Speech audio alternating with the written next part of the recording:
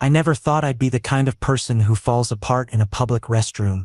But here I am, gripping the edge of a marble sink like it's the only thing keeping me from drowning. My reflection stares back at me, eyes red, mascara smudged, lips trembling. And I hate what I see. I hate that I let myself get to this point. 4 years. 4 years of pretending I'm fine working beside him. Pretending his smile doesn't make my heart race. Pretending I don't imagine what it would feel like if he looked at me the way I look at him. But today shattered every illusion I'd carefully built. The conference room was packed with executives, department heads, and key investors. I stood near the back, holding a stack of reports I'd stayed up all night preparing. When Ethan Reed walked to the front of the room, he looked perfect as always, sharp navy suit, perfectly styled dark hair, that confident posture that commands attention without even trying. My boss. My CEO. The man I've been hopelessly in love with since the day I walked into this company. Then he said the words that destroyed me. Before we begin today's quarterly review, I have a personal announcement to make. His voice was steady, warm even, and the room went silent. I'm engaged. Vanessa and I will be getting married next spring. The applause was immediate. People stood, shook his hand, congratulated him with genuine smiles. I felt my lungs constrict, like someone had wrapped their hands around my chest and squeezed until I couldn't breathe. My vision blurred. The reports in my hands suddenly weighed 1,000 pounds. I managed to set them on the nearest table before my knees gave out. Then I did the only thing I could think of. I ran. The hallway felt endless. My dress shoes clicked against the polished floors. Too loud, too frantic. I burst through the restroom door and locked myself in the furthest stall, pressing my back against the cold tile wall. That's when the tears came, silent at first, then building into something ugly and raw.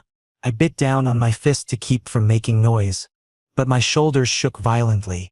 How could I be so stupid? Did I really think someone like Ethan would ever look at someone like me? I'm just his assistant, just another employee in a company of hundreds. After what felt like hours but was probably only minutes, I forced myself to stand.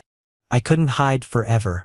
I walked to the sink, turned on the cold water and splashed my face again and again, trying to wash away the evidence of my breakdown. My eyes were still bloodshot, my skin blotchy, but it would have to do.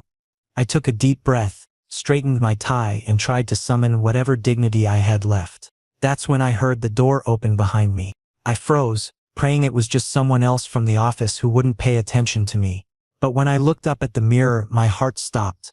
Ethan stood there just inside the doorway, his hand still on the handle. His expression was unreadable, but his eyes were locked on mine with an intensity that made my stomach flip. "Damon," he said quietly, and hearing my name in his voice made everything 10 times worse. I quickly looked away, grabbing paper towels to dry my face, to hide, to do anything but meet his gaze. "Mr. Reed," I managed to say, my voice embarrassingly hoarse. "Congratulations on your engagement. I'm really happy for you." The lie tasted bitter on my tongue. He didn't move, didn't leave. Instead, he walked closer, his footsteps slow and deliberate until he was standing right beside me. Too close. Close enough that I could smell his cologne. That expensive sandalwood scent that I'd memorized from 4 years of proximity. "You're a terrible liar," he said softly. My hands clenched around the damp paper towels. I still couldn't look at him. "I don't know what you mean, Damon." His voice was firmer now, commanding but not unkind. "Look at me. I didn't want to. God, I didn't want to." But something in his tone made me obey. I turned, finally meeting his eyes directly, and the concern I saw there nearly broke me all over again. "Why did you run out of the meeting?" he asked. I opened my mouth, but no words came. What could I possibly say that wouldn't make this worse? That I ran because hearing him announce his marriage felt like having my heart ripped out of my chest. That I couldn't stand there and pretend to be happy while my entire world collapsed. I wasn't feeling well. I finally said, the lamest excuse in existence. Ethan stepped even closer, and I had nowhere to go with my back against the sink. He reached out, and I thought he was going to touch my shoulder or something equally professional. But instead his fingers brushed against my cheek, just under my eye where the skin was still damp. "You've been crying," he stated, not asking. The gentleness in his touch was my undoing. Fresh tears burned behind my eyes, and I tried desperately to hold them back. But one escaped rolling down my cheek and hitting his thumb. "Please don't," I whispered, not even sure what I was asking for. "Don't touch me. Don't be kind. Don't make this harder than it already is." "Tell me why," he said, his voice dropping to barely above a whisper. "Tell me why you're crying, Damon." The way he said my name, like it meant something. Like I meant something shattered whatever remaining control I had. More tears fell and I couldn't stop them anymore. I couldn't keep pretending. What was the point? He was getting married. My feelings didn't matter. Nothing mattered. Because, my voice cracked, and I had to swallow hard before continuing. Because I'm in love with you, Ethan. The confession hung between us like a living thing. I watched his eyes widen, watched him process what I just admitted, and I waited for the rejection. For him to step back, to apologize, to tell me this was inappropriate, and I needed to submit my resignation. But he didn't do any of those things. Instead, his other hand came up to cup the other side of my face, holding me like I was something precious, something that might break. His thumbs brushed away my tears with a tenderness that made my breath catch. "Say it again," he breathed, and there was something desperate in his voice now, something that didn't match the composed CEO everyone else knew. "I love you," I repeated. Louder this time, because what did I have to lose now? "I've loved you for 4 years, Ethan. I've loved you so much it hurts, and I know I shouldn't. I know you're my boss and you're engaged and this is completely inappropriate.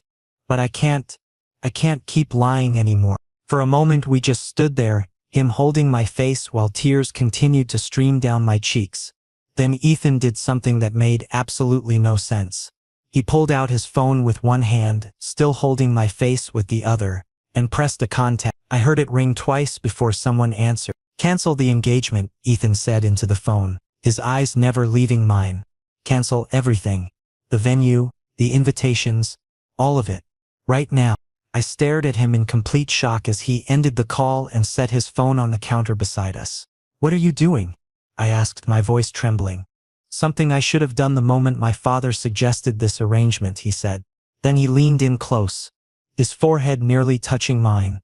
"I'm choosing what I actually want for once." My legs felt like jelly as Ethan led me out of the restroom, his hand firmly wrapped around my wrist. We didn't go back to the conference room. We didn't stop at my desk or his office. He walked us straight to the private elevator reserved for executives, pressed the button for the parking garage, and we descended in complete silence. I kept stealing glances at him, trying to understand what was happening, but his expression remained unreadable, jaw set in determination. His car was exactly what you'd expect from a CEO, a sleek black Audi that probably cost more than I'd make in 5 years. He opened the passenger door for me without a word, and I slid in, too stunned to do anything but comply. The leather seats were impossibly soft. The interior smelled new and expensive. Everything about this moment felt surreal, like I'd stepped into someone else's life. Ethan got in the driver's seat, started the engine, and we pulled out of the garage into the bright afternoon sunlight. I watched the city pass by through the tinted windows, office buildings giving way to upscale residential areas. Neither of us spoke. The silence wasn't uncomfortable exactly, but it was heavy with everything unsaid. My confession echoed in my head on repeat. I told him I loved him. He canceled his engagement. What happens now? After about 20 minutes, we pulled up to a modern high-rise building with a doorman who greeted Ethan by name. Of course, his penthouse. I'd never been here before. Our interactions had always been strictly professional, confined to the office. The elevator ride to the top floor felt eternal. I stood there, aware of every breath I took, every second that passed.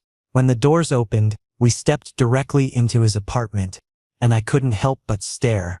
Floor-to-ceiling windows offered a panoramic view of the city skyline.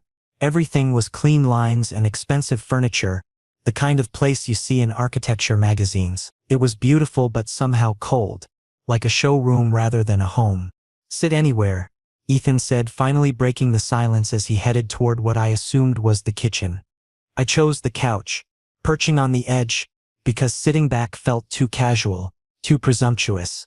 He returned moments later with 2 glasses of water, handing me one before sitting beside me, not too close but not distant either. I need to explain something to you, he began, setting his glass on the coffee table. That engagement, it wasn't real. I mean, it was legally going to happen, but it wasn't based on love or even mutual affection. I wrapped both hands around my glass, needing something to hold on to. Then why agree to it? He leaned back, running a hand through his hair in a gesture I'd seen countless times, but never this close, never this intimate. My father built Reed Enterprises from nothing. When he retired last year and handed control to me, he made one condition. He wanted to secure a partnership with the Monroe family. Old money, extensive connections, the kind of alliance that would guarantee the company's expansion into European markets. Through marriage, I said, understanding dawning. Through marriage, he confirmed. Vanessa Monroe is smart, accomplished, and completely indifferent to me as a person. For her, this was a business arrangement too. She gets the prestige of being married to a CEO, access to our resources. I get my father off my back and the company gets its expansion. Everyone wins. Except no one's actually happy, I said quietly. He looked at me then, really looked at me, and something in his expression made my heart race. I told myself it didn't matter. That personal happiness was a luxury I couldn't afford if I wanted to run this company successfully. I convinced myself that what I felt for you was just workplace proximity, that if I ignored it long enough it would fade. Wait, what he felt for me? My mouth went dry. Ethan, let me finish, he said gently. You have no idea how hard it's been, Damon, having you in my office every day, watching you work with such dedication and passion. The way you bite your lip when you're concentrating on something difficult. How you always bring me coffee exactly the way I like it without me having to ask. The way you laugh at terrible jokes during meetings, trying to be polite even when they're not funny. Each observation felt like a revelation. He'd been paying attention, really paying attention. I noticed everything about you, he continued, his voice dropping lower. And it terrified me because you're my employee. Because crossing that line felt wrong on so many levels. Because I thought, he paused, his jaw tightening. I thought you could never see me as anything more than your boss. You were always so professional, so careful to maintain boundaries. I convinced myself you felt nothing beyond workplace courtesy. I shook my head, tears threatening again. I was protecting myself. You're Ethan Reed. Everyone in this city knows your name. You're successful, powerful, completely out of my league. And I'm just your assistant. He moved closer, taking the glass from my hands and setting it aside. You are so much more than that. Do you know what you are, Damon? You're the reason I look forward to Monday mornings. You're the person who makes tedious board meetings bearable just by being in the room. You're the one who somehow makes my impossible schedule work. Who anticipates what I need before I ask. Who actually cares about this company almost as much as I do. His hands found mine, fingers interlacing. When you walked into that restroom today with tears on your face, when you told me you loved me, everything became crystal clear. I've been making decisions based on duty and responsibility for so long that I forgot what it feels like to want something for myself. To want someone. What are you saying? I whispered. I'm saying that I haven't been able to stop thinking about you for 4 years. I'm saying that agreeing to marry Vanessa was the biggest mistake of my life. Because it meant accepting that I'd never have this, never have you. I'm saying that the moment you said you loved me, I knew I couldn't go through with that wedding. I couldn't spend my life with someone I don't love when the person I do love was standing right in front of me, breaking his heart. The air between us felt electric. But what about your father? The company expansion? I'll find another way, he said firmly. I always find another way. But Damon, I need you to understand, if we do this, if we try to make this work, it won't be easy. People will talk. There will be complications at work. My father will be furious. Vanessa's family might make things difficult. I don't care, I said, surprised by how steady my voice sounded. I've spent 4 years hiding how I feel. I'm done hiding. Ethan smiled then, really smiled, and it transformed his entire face. Stay with me tonight. Not like that, he added quickly, a slight blush coloring his cheeks. I don't want you to leave. I want to talk. I want to know everything about you that I don't already know. I want to stop wasting time. How could I say no to that? Okay, I agreed. We talked until the sun set and the city lights began to glow outside those massive windows. We talked about everything, our childhoods, our dreams, our fears. He told me about the pressure of taking over his father's company. I told him about my family's initial disappointment when I chose business over art school. We laughed. We cried a little more. And somewhere around midnight, I fell asleep on his couch with my head on his shoulder, feeling safer and more hopeful than I had in years. Walking back into Reed Enterprises the next morning felt like entering an alternate universe. I'd gone home at dawn to shower and change. Ethan insisted his driver take me, but now, standing in the lobby, I felt every eye on me. People whispered behind their hands. Conversations stopped when I passed. News traveled fast in corporate environments. And apparently everyone knew that Ethan Reed had called off his engagement less than 24 hours after announcing it. What they didn't know was why.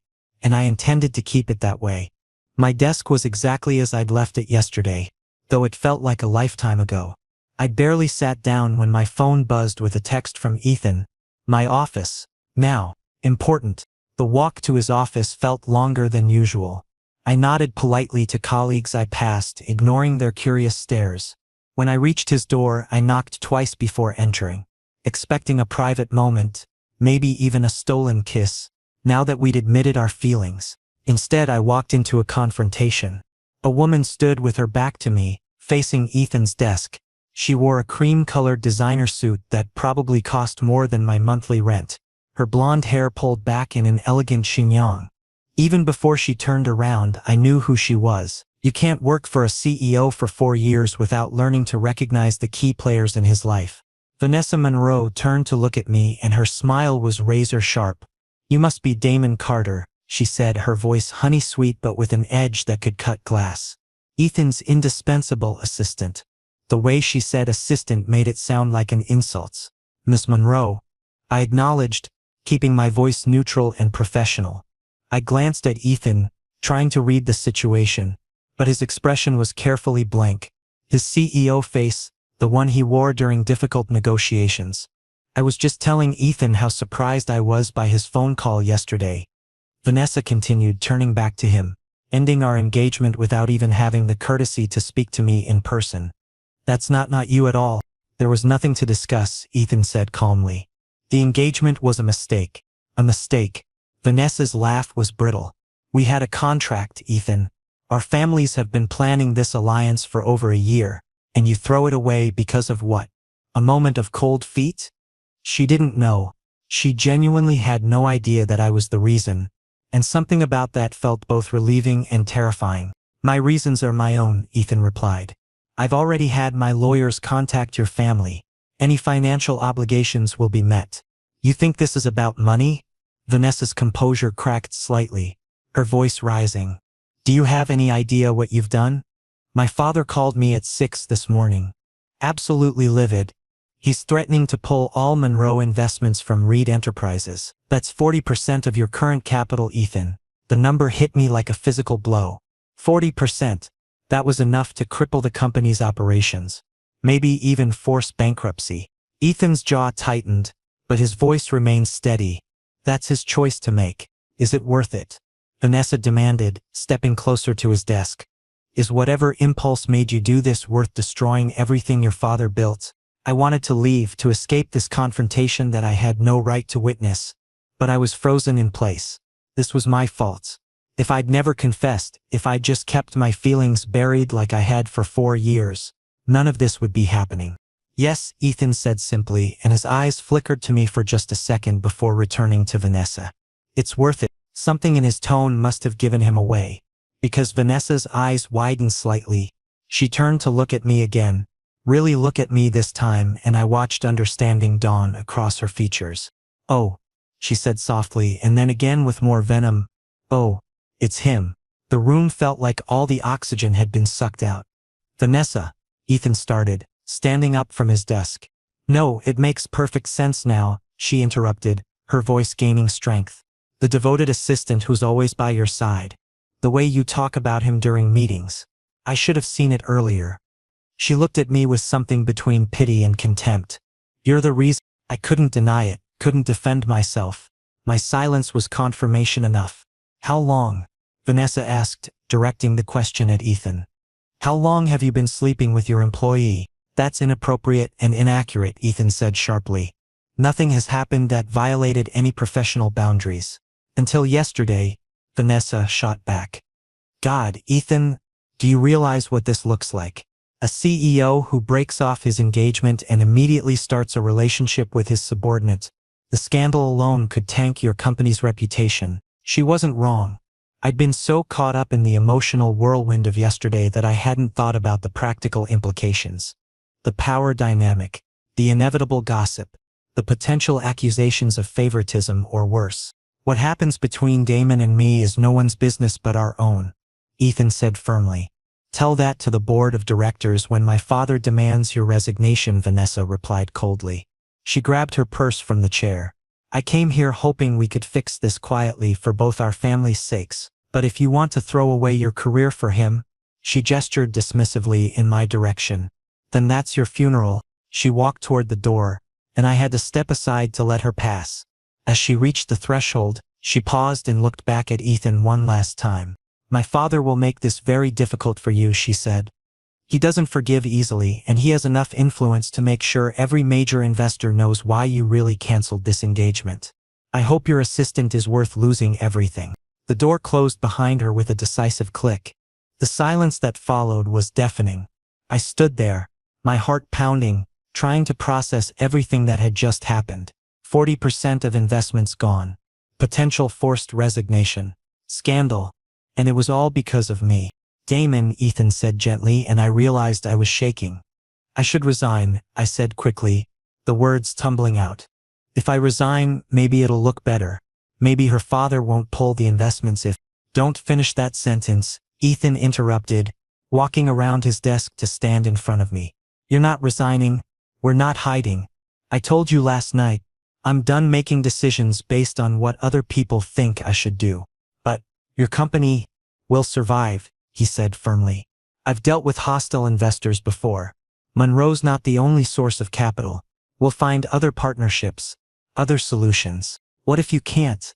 I asked, hating how small my voice sounded. What if you lose everything? Ethan reached out and took my hand, his thumb brushing across my knuckles. Then I lose everything.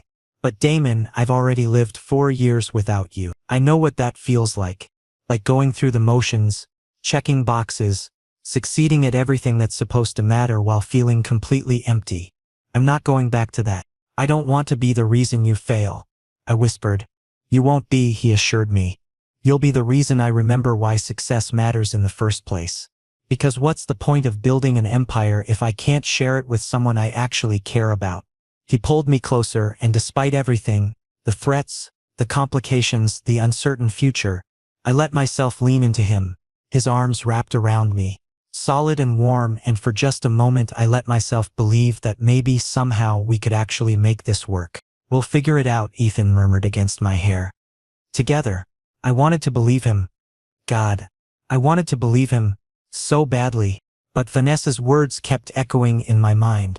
He has enough influence to make sure every major investor knows why you really canceled this engagement. The storm was coming, and I had no idea if we'd survive it.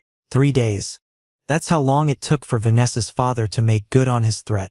I was sitting at my desk, trying to focus on quarterly reports, when Ethan's door burst open and 3 men in expensive suits walked in without knocking. I recognized 2 of them immediately, board members I'd seen at countless meetings. The third was older, with steel gray hair and the kind of presence that demanded attention. Richard Monroe, Vanessa's father. My stomach dropped. I stood up instinctively, ready to intercept them, but Richard Monroe's cold eyes swept over me with such disdain that I froze. So you're the one, he said, his voice dripping with contempt. The little assistant who thinks he can play in the big leagues. Before I could respond, Ethan appeared in his doorway. Richard, gentlemen, if you wanted a meeting, you should have gone through proper channels. We're past proper channels, Richard replied, brushing past me like I was furniture. The other board members followed him into Ethan's office. I stood there uncertain, until Ethan's eyes met mine. The look he gave me was apologetic but firm. Stay out here. This wasn't my fight. Not publicly. But I couldn't just sit at my desk and pretend to work. I moved closer to the door, which they hadn't bothered to close completely, and I could hear every word. "You've put us in an impossible position, Ethan," one of the board members said. "Monroe Holdings is pulling all their investments. That's $120 million gone by end of quarter." "I'm aware," Ethan replied calmly. "And I'm already in talks with Harrington Financial and the Westbridge Group about new capital injections." "Talks aren't contracts," Richard cut in. "And neither of those firms will touch Reed Enterprises once they hear why I pulled out. You jeopardized a strategic alliance for a workplace affair. What CEO does that?" "It's not an affair," Ethan said, his voice hardening. "And my personal life has no bearing on my ability to run this company." "Everything has bearing when you're the face of the company," another board member argued. "The press is already starting to ask questions. Vanessa isn't exactly being discreet about why the engagement ended. If this becomes a scandal, then we handle it," Ethan interrupted. "Like we handle every crisis, with transparency and strategy. Or you could handle it by removing the problem," Richard suggested, and I felt my blood run cold. "Fire the boy. Make a public statement about maintaining professional boundaries. Show the investors that you're serious about the company's reputation. Then maybe I'll consider reinstating half the investment." The silence that followed felt eternal. "No," Ethan said finally, and the single word was like a gunshot in the quiet office. "Excuse me?" Richard's voice rose slightly. "I said no. Damon Carter is one of the most valuable members of my team. He's not going anywhere." "Then neither is my money," Richard replied coldly. "And neither are you if I have anything to say about it. I'm calling for an emergency board vote. Either you step down voluntarily, or we'll force you out." My hands were shaking. This was worse than I'd imagined. They weren't just threatening the company. They were threatening Ethan's position as CEO. Everything he'd worked for, everything his father had built, all of it at risk because of me. "You don't have the votes," Ethan said, but there was uncertainty in his voice now. "Don't I?" Richard's laugh was bitter. "Let's see. I control 3 board seats through various proxies. Miller here agrees with me. So does Davidson. That's 5 out of 9. You need a majority to keep your position, Ethan. And right now, I don't think you have it." The other board members shifted uncomfortably, but no one contradicted him. "Take the weekend to think about it," Richard continued. "Make the smart choice. The company or the boy. You can't have both." I heard footsteps approaching the door and quickly retreated to my desk, pretending to be absorbed in my computer screen. The 3 men emerged, Richard Monroe leading the way. He paused at my desk, leaning down close enough that I could smell his expensive cologne. "Enjoy it while it lasts," he whispered, so quietly that only I could hear. "Boys like you always get thrown away eventually." Then he was gone, the others following behind him like a corporate hit squad. I sat there, my heart hammering, until I heard Ethan call my name. I walked into his office to find him standing at the window looking out over the city. His shoulders were tense, his hands clenched behind his back. I'd seen him stressed before, during major negotiations, crisis management situations, hostile takeovers, but never like this. "How much did you hear?" he asked without turning around. "Enough," I admitted. He finally turned to face me, and the exhaustion in his eyes broke my heart. "They're going to force a vote Monday morning, and Richard's right. I might not have the support I need." I took a deep breath, knowing what I had to do even though every part of me rebelled against it. "Then accept his terms. I'll resign. Effective immediately." "Damon, listen to me," I interrupted, moving closer. "This company employs hundreds of people. They have families, mortgages, lives that depend on Reed Enterprises staying afloat. You can't sacrifice all of that for me." "You think I haven't considered that?" Ethan's voice cracked slightly. "You think I don't lie awake at night weighing every option? But Damon, if I give in to this, if I let them bully me into firing you just to save face, then I'm no better than my father, than Richard, than every other CEO who treats people like chess pieces." "But you'd still be CEO," I argued. "You could still make a difference. Still protect those employees you're worried about. At what cost?" He stepped closer, taking my hands in his. "At the cost of my integrity, my happiness? You?" "Yes." The word came out more forcefully than I intended. "Yes, Ethan. Because that's what leaders do. They make impossible choices. They sacrifice personal happiness for the greater good. Then maybe I don't want to be that kind of leader, he said quietly. Maybe I'm tired of sacrificing everything that matters. We stood there, hands clasped, both of us understanding that we were at a crossroads. Whatever decision we made in the next 72 hours would determine not just our future, but the future of everyone connected to Reed Enterprises. I need to think, Ethan said finally. I need to look at the numbers, talk to some people I trust, see if there's any way to navigate this without losing everything. And if there isn't, I asked, already knowing the answer but needing to hear it. He pulled me into a hug, holding me so tightly I could feel his heartbeat against my chest. Then I guess we'll find out what's really worth fighting for. That evening, I went home to my tiny apartment and stared at the ceiling, unable to sleep. My phone buzzed repeatedly, text from colleagues asking if I was okay, if the rumors were true, if I was really involved with Ethan. I ignored them all except one. It was from my best friend, Marcus. Whatever you decide, make sure you can live with it. Some choices can't be undone. I thought about that all night. About choices and consequences. About love and sacrifice. About whether sometimes the bravest thing you can do is walk away from what you want most. By dawn, I'd made my decision. Monday morning arrived with gray skies and the promise of rain. I dressed carefully, my best suit, the navy one Ethan had once complimented, and prepared the envelope I'd been working on all weekend. My resignation letter, typed, signed, and absolutely final. I arrived at the office early, before most people, and went straight to Ethan's floor. His assistant, well, the temporary one covering for me when I was in meetings, wasn't there yet. Good. I needed to do this alone. The door to his office was unlocked. I found Ethan inside, looking like he hadn't slept at all. He was still wearing the same clothes from Friday, his tie loosened, hair disheveled. Papers were scattered across his desk. Financial reports, legal documents, what looked like contingency plans. You've been here all weekend, I said. Not a question but a statement. He looked up and the relief in his eyes when he saw me was almost enough to make me change my mind. Almost. I've been trying to find a solution, he admitted. Any solution that doesn't involve choosing between you and the company. I walked forward and placed the envelope on his desk. You don't have to choose, I'm making the choice for you. Ethan stared at the envelope like it was a live grenade. What is that? My resignation. Effective immediately. I've already drafted a press release that you can use. Professional, clean, no hint of anything inappropriate. Just an assistant who decided to pursue other opportunities. No, the word was flat. Absolutely. Ethan, please. I said no. He stood up, his exhaustion replaced by something fierce and determined. I've spent 72 hours running every scenario, crunching every number, calling in every favor I have. And you know what I realized? Richard Monroe is bluffing. I blinked, confused. What? He's bluffing about the votes, Ethan continued, energy returning to his voice. I made some calls this weekend. Quiet conversations with other board members.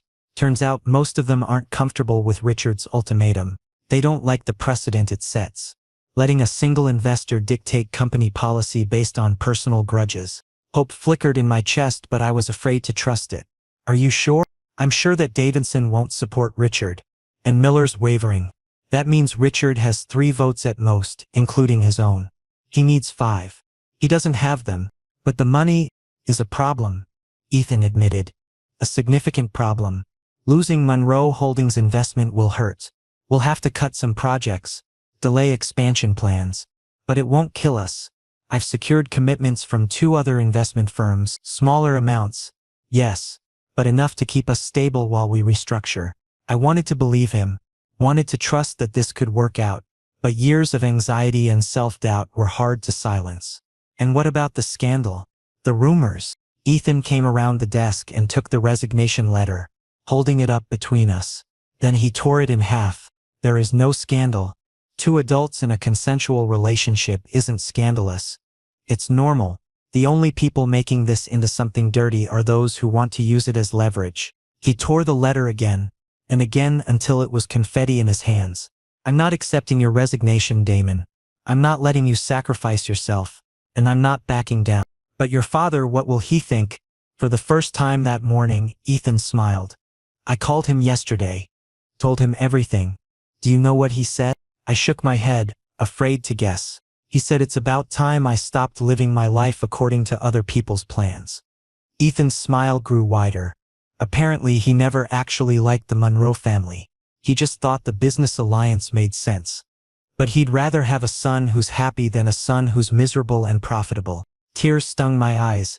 You told him about me? I told him about us, Ethan corrected. And he wants to meet you. Properly, not as my assistant but as, well, as whoever you are to me. Boyfriend feels inadequate. Partner, maybe. Partner, I repeated, testing the word. It felt right. Substantial. Real. So that's settled, Ethan said, tossing the torn paper into the trash. You're not resigning. Richard Monroe can pull his investment and choke on it. And the board meeting this afternoon is going to go very differently than he expects. I laughed, slightly hysterical with relief. Just like that? We're okay? Not just like that, Ethan admitted, his expression growing serious again. It's going to be complicated. There will be gossip. Probably some HR policies we'll need to navigate. I might have to recuse myself from decisions involving your position or salary to avoid conflicts of interest. And we'll need to be professional at work, even when we want to be anything but. I can handle professional, I assured him. Can you handle this? Ethan moved closer, close enough that I could see the gold flecks in his brown eyes. Because I need you to understand, I'm not interested in hiding. I'm not interested in pretending we're just colleagues. I spent 4 years doing that, and I'm done. If we're going to do this, I want it to be real and acknowledged. Can you handle that? My answer was to close the distance between us and kiss him. It wasn't our first kiss. We'd shared a soft, tentative one Saturday night at his penthouse. But this was different. This was a promise. A commitment. A declaration that we were in this together. Consequences be damned. When we finally broke apart, both breathing hard, Ethan rested his forehead against mine. I'm going to take that as a yes. Definitely a yes, I confirmed. Good. Because the board meeting is in 4 hours. And I need you there. Not as my assistant but as my partner. He seemed to like the word as much as I did. I need them to see that this isn't some casual fling or workplace indiscretion. That you're important to me. That we're serious. Are you sure that's wise?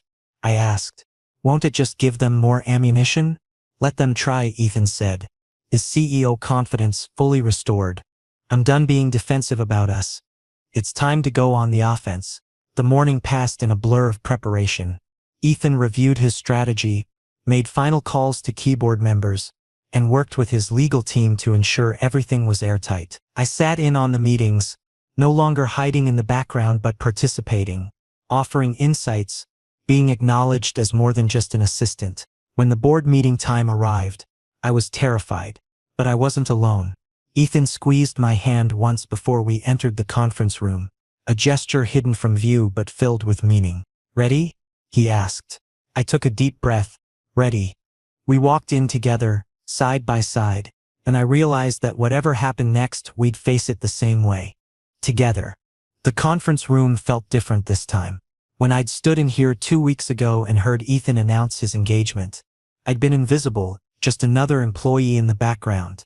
Now walking in beside him, I felt every eye in the room tracking my movement. The board members sat around the massive table, their expressions ranging from curious to hostile.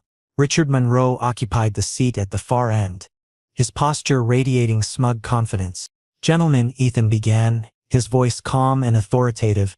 Thank you for making time for this emergency session. I understand Mr. Monroe has called for a vote regarding my position as CEO. That's correct, Richard said, standing as if he were the one running the meeting. Based on your recent decisions that have jeopardized this company's financial stability and reputation, I'm formally requesting your resignation. Failing that, I'm calling for a vote of no confidence. Noted, Ethan replied coolly. However, before we proceed with any vote, I'd like to present some information that may influence your decision. He nodded to me and I distributed folders to each board member. My hands were steady despite my racing heart. This was the moment we'd prepared for all morning. What you're looking at, Ethan continued as board members opened their folders, are signed commitment letters from Harrington Financial and the Westbridge Group. Combined, they're investing $135 million in Reed Enterprises over the next 18 months, $15 million more than Monroe Holdings currently provides. I watched Richard's face pale slightly as he scanned the documents. Additionally, Ethan went on, both firms have offered more favorable terms than our existing agreement with Monroe Holdings. Lower interest rates, more flexible repayment structures, and no demands for board representation or voting rights. Davidson, one of the board members Richard had claimed was on his side, looked up with obvious interest. These are legitimate offers? Not just preliminary discussions? Fully vetted and approved by our legal team, I confirmed, speaking up for the first time. Both firms conducted due diligence last week. The contracts are ready to sign pending board approval. You did this in a week? Miller asked, sounding impressed despite himself. We did this in a weekend, Ethan corrected. Because that's what you do when your company is threatened, you find solutions, not excuses. Richard stood abruptly. This is an obvious ploy to what? Ethan interrupted, his voice cutting. To secure the financial future of this company? To ensure that our employees keep their jobs? To prove that Reed Enterprises doesn't need to be held hostage by a vindictive investor who's more interested in controlling my personal life than maintaining a profitable partnership? The room went silent. Even Richard seemed momentarily speechless. Let me be absolutely clear, Ethan continued, and I could hear the passion underlying his professional tone. I ended my engagement to your daughter because it was a business arrangement masquerading as a marriage, and I wasn't willing to spend my life in a relationship devoid of actual feeling. That decision had nothing to do with my capabilities as a CEO and everything to do with refusing to let my personal life be commodified. He gestured to me. Yes, I'm in a relationship with Damon Carter.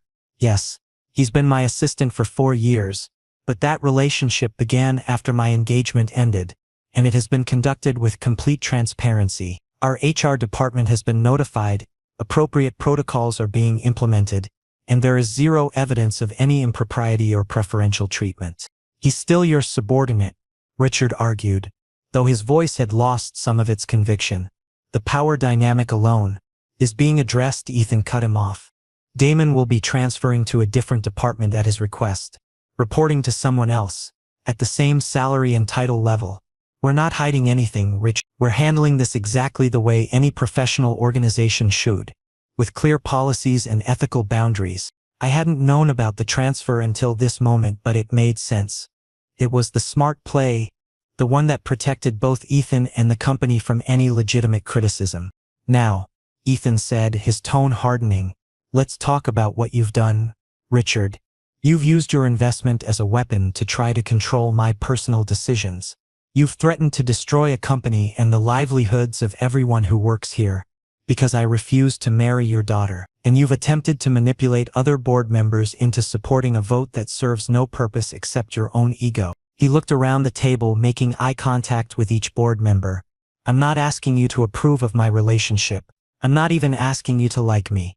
I'm asking you to evaluate my performance as CEO based on actual metrics. Revenue growth, market expansion, employee retention, shareholder value. Look at those numbers and tell me if I should be removed. Davidson cleared his throat. For the record, Ethan, your performance metrics are exemplary. Reed Enterprises has grown 47% under your leadership. That's not in question. Then what is in question? Ethan challenged. The room fell silent again. Several board members exchanged glances. Finally, Miller spoke up. Nothing, as far as I'm concerned. Richard, I'm not supporting your vote.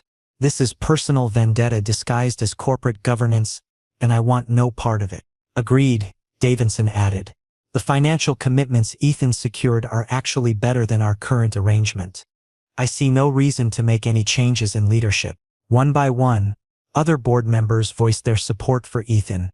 Richard's face grew redder with each defection until finally, he slammed his hand on the table. Fine, he spat. You want to throw away your integrity for some boy? Do it without Monroe money. I'm withdrawing all our investments, effective immediately. That's your prerogative, Ethan said calmly. Our legal team will ensure all contractual obligations are met. I wish you well, Richard.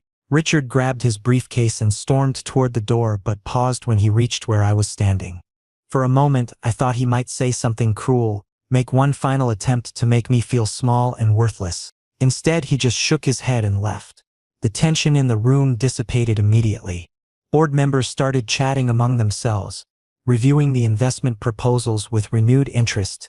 Ethan caught my eye and smiled, a real, genuine smile that made my heart soar. We'd done it. We'd actually done it. The meeting continued for another hour, formalizing the new investment agreements and discussing implementation strategies. When it finally ended, board members congratulated Ethan as they filed out. More than one gave me approving nods, acknowledging me not as just an assistant, but as someone who'd contributed to saving the company. When the room was finally empty except for us, Ethan pulled me into a hug. "We did it," he breathed against my hair. "You did it," I corrected. "That was incredible. The way you handled Richard, the board, everything." "We did it," he insisted, pulling back to look at me. "You found those investment firms. You compiled all the due diligence. You stood beside me even though you were terrified. Don't diminish your role in this." I laughed, slightly giddy with relief and residual adrenaline. "So what happens now?" "Now?" Ethan pretended to think about it. "Now I take my partner out to dinner. Somewhere nice, somewhere public, where I can hold your hand across the table and not care who sees." "Sounds perfect," I agreed. "And then tomorrow we start figuring out what our actual future looks like. Because Damon, I don't just want to date you. I don't want this to be some corporate romance that burns bright and fizzles out.